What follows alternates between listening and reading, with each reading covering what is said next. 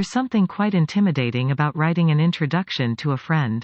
You want to portray them well without appearing biased or soppy, and you want to convince everyone of their brilliance without referring to inside jokes or experiences that no one else will get.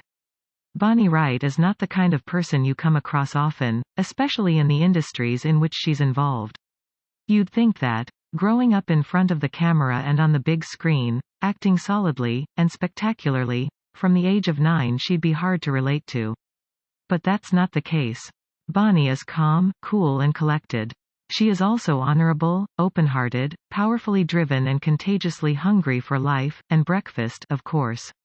Since landing the part of Ron Weasley's Lil Sis in Harry Potter, if you don't know it, we all feel sorry for you. Bonnie went on to study film at London College of Communication, instead of using her previous successes as a quick ticket into the next big feature film.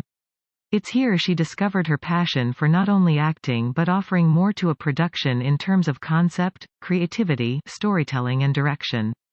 Her passion for bringing more to a project, for bringing things, people and ideas together, and her determination to work hard on something that has real meaning to her are what's gotten her to where she is today. Currently living her busy life in New York, and constantly traveling if not visiting home, where she recently shot her latest short film, it's hard to figure out how she schedules in any kind of me time.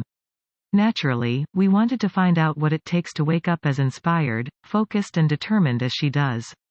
And when you find out it involves ice cream for breakfast, you'll wonder why you're not waking up at 4 a.m. to make movies in Joshua Tree too.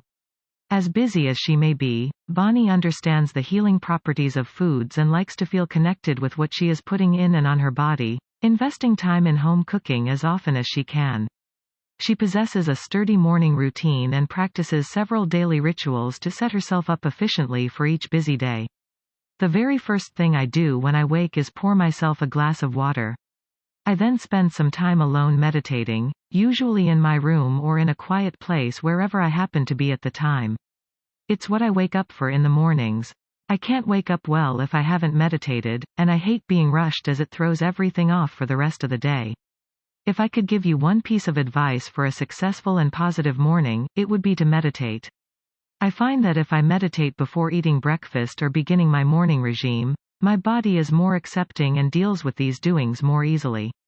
Breakfast usually consists of coffee or a sun potion latte, one of which I shared with Bonnie recently, and which gave us the courage and power to go rock climbing in the Mohonk Preserve, NY.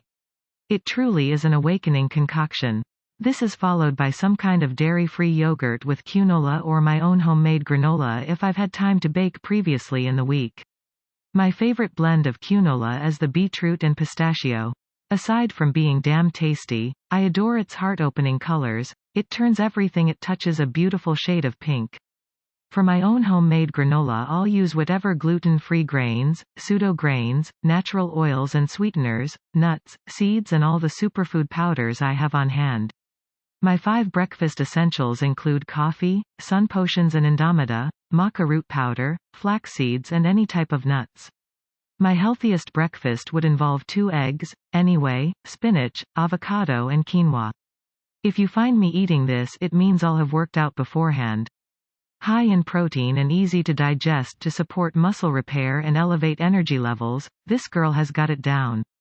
On a more indulgent day, you'll catch me tucking into homemade buckwheat banana pancakes or a big acai bowl, because let's face it, it's basically ice cream. One thing I need to do more of in the morning is stretch.